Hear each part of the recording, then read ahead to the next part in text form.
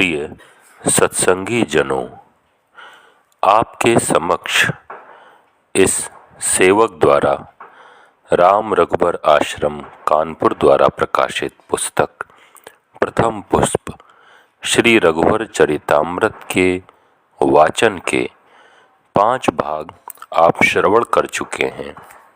आइए इस श्रृंखला के 6ठम भाग का श्रवण आनंद प्राप्त करते हैं। श्री गुरुदेव महाराज का आदेश। श्री चच्चा जी महाराज के गुरुदेव श्री मौलाना फजल अहमद खां साहब रहमतुल्लाह अलैह का विसाल सन 1908 में रायपुर तहसील कायमगंज जिला फर्रुखाबाद में हुआ था। निर्वाण से कुछ दिन पूर्व श्री मौलाना फजल अहमद खां साहब रहमतुल्लाह अलैह ने श्री पूज्य चच्चा जी महाराज का हाथ पकड़कर श्री लाला जी साहब की उपस्थिति में इनसे बड़े प्यार से कहा, देखो बेटे, हमारा तुम्हारा संबंध खेल कूद का रहा। आगे याद रखना कि बड़ा भाई व भावज बाप व माँ की तरह होते हैं। इनका आदर सम्मान व सेवा उसी तरह करनी चाहिए।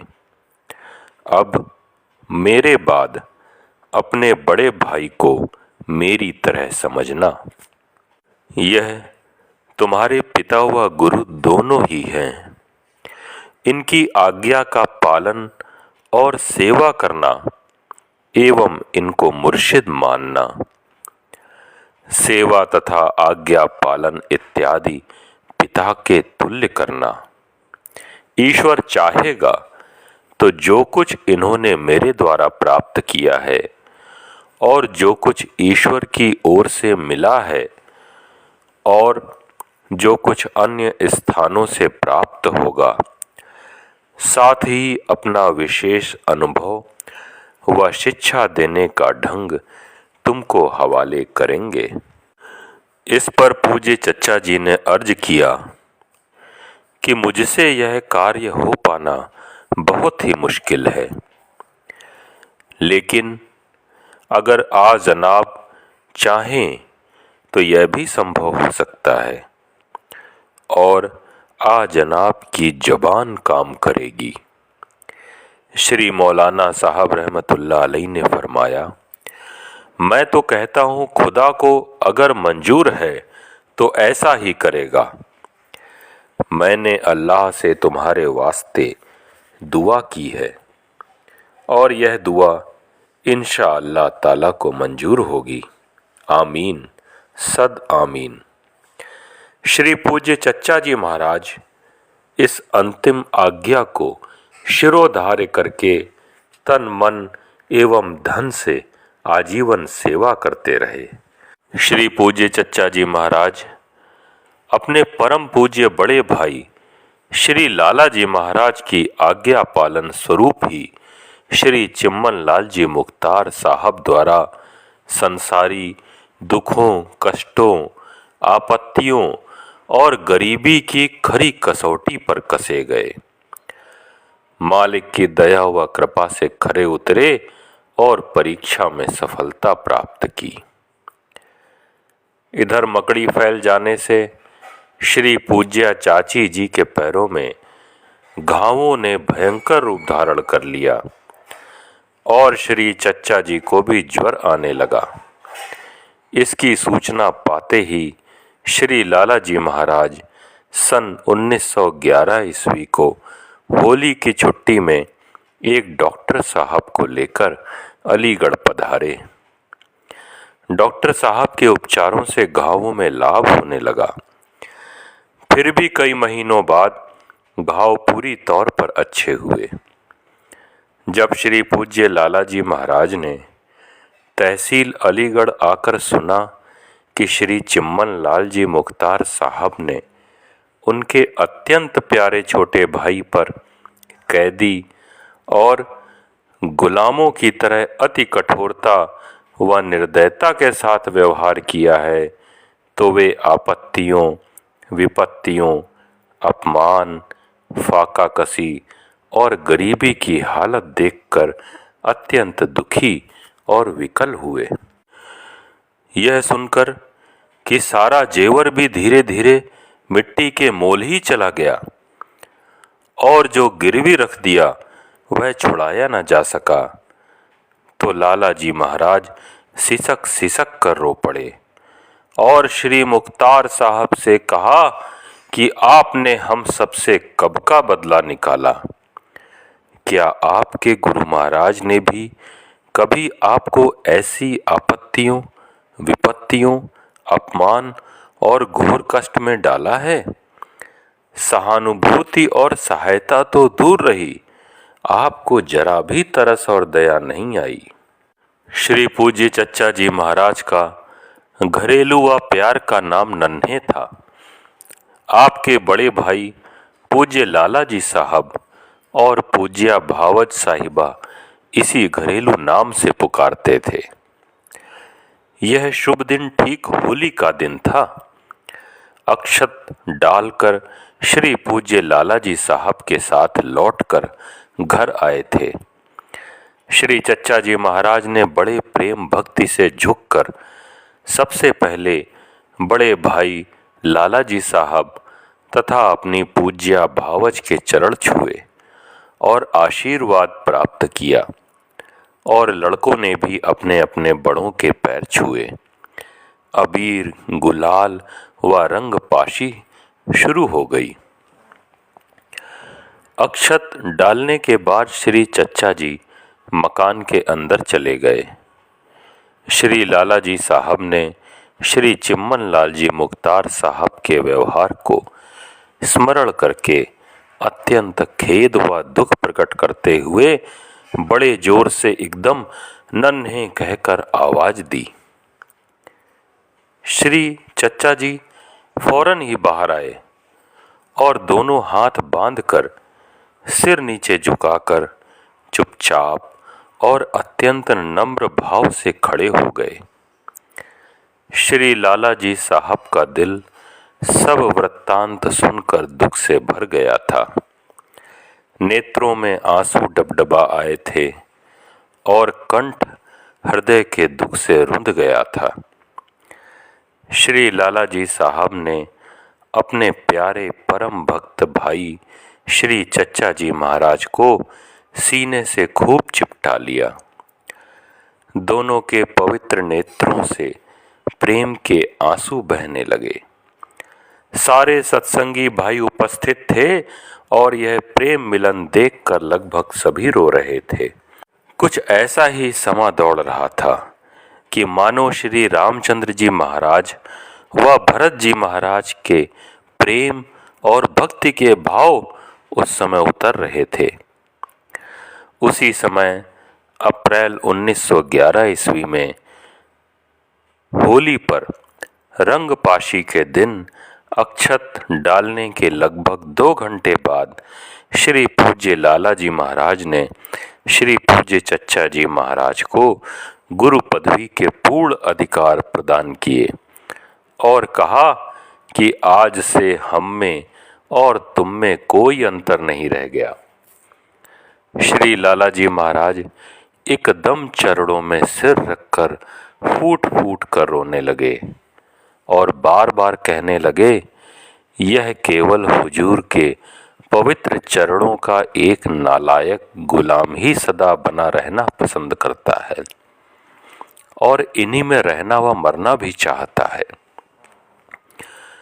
इस प्रकार घोर तप तथा कठिन आपत्तियों और दुखों को सहने के बाद श्री पूज्य चच्चा जी महाराज परम संत समर्थ सद्गुरु की पदवी प्राप्त करके भगवत प्रेम और भक्ति का आनंद प्रकाश चारों ओर फैलाते हुए दुखी और भूले भटके मनुष्यों का उद्धार और कल्याण करते रहे।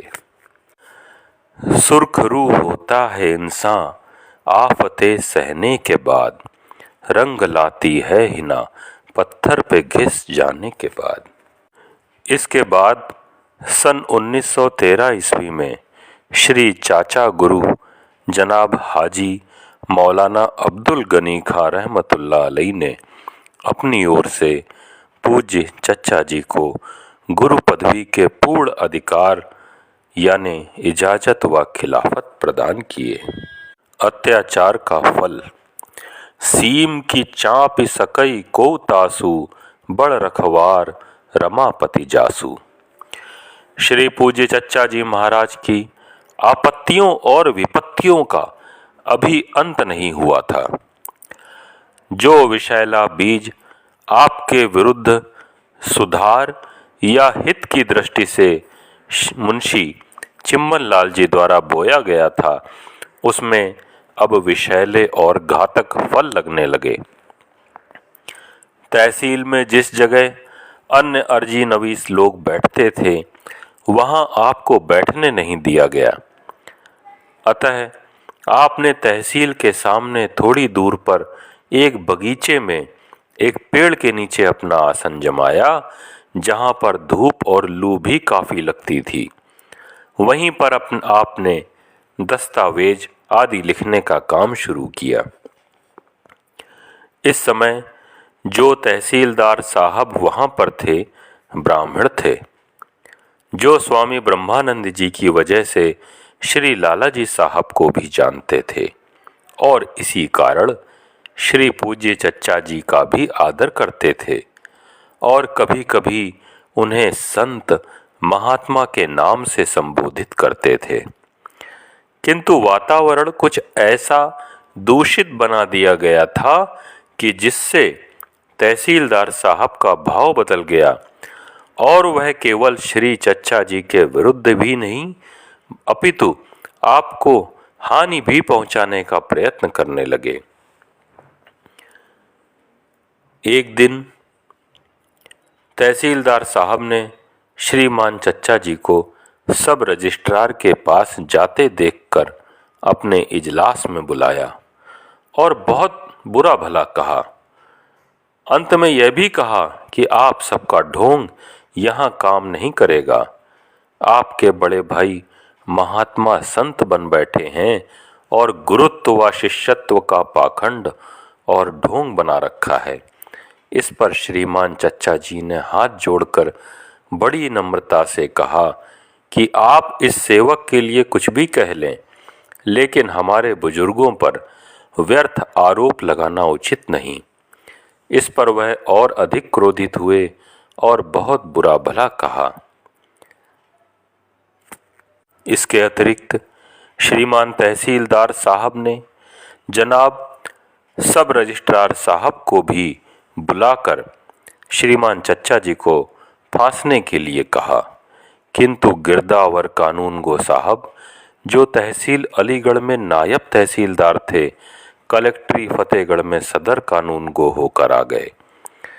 यहाँ पर पटवारियों की तनख्वाह के संबंध में गबन साबित होने पर उन पर 3 वर्ष की सजा और जुर्माना हुआ। जो अपराध भगत का करई, राम रोष पावक सो जरई। श्री पूज्य चचा जी के ज्येष्ठ पुत्र श्रीमान महात्मा ब्रजमोहन लाल जी महाराज कानपुर में नियुक्त हो गए और अप्रैल सन 1925 ईस्वी में श्री पूज्य चचा जी भी उनके पास आ गए। एक दिन श्री पूज्य लाला जी महाराज व श्रीमान पूज्य चचा जी महाराज कुछ सत्संगियों के साथ प्रयाग नारायण के शिवालय में एक संबंधी से मिलने जा रहे थे कि किसी अपरिचित व्यक्ति ने भीड़ से निकलकर आपके चरण स्पर्श किए और बताया कि मैं वही तहसीलदार हूँ जिसने आपके विरुद्ध आपको फंसाने के लिए षड्यंत्र रचा था, जो असफल रहा। अब अपने किए का फल पा चुका हूँ और गिड़गिड़ाकर बहुत क्षमा मांगी। लालसा है दिल में प्यारे, मैं तुझे देखा करूं, तू मुझे देखे न देखे, मैं तुझे देखा करूं। जिस स्थान पर श्री पूज्य चचा जी महाराज प्रातःकाल पूजा करते थे, एक दिन श्री पूज्य लाला जी महाराज वहां पधारे। श्री पूज्य चचा जी महाराज उस समय पूजा कर चुके थे। श्री लालाजी महाराज को देखकर खड़े हो गए। श्रीमान पूज्य लालाजी महाराज ने फरमाया कि तुम क्या चाहते हो? तालिबे करिश्मा, करामात चाहने वाले, या तालिबे खुदा? इसको सुनकर श्री पूज्य चच्चा जी महाराज चुप रहे।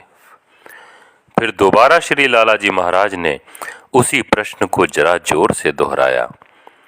इस पर श्री पूज्य चच्चा जी ने कहा कि मैं इसके रहस्य को नहीं समझ सकता और ना मेरी समझ में आता है। श्रीमान, जो मेरे लिए उचित व हितकारी समझें वही करें।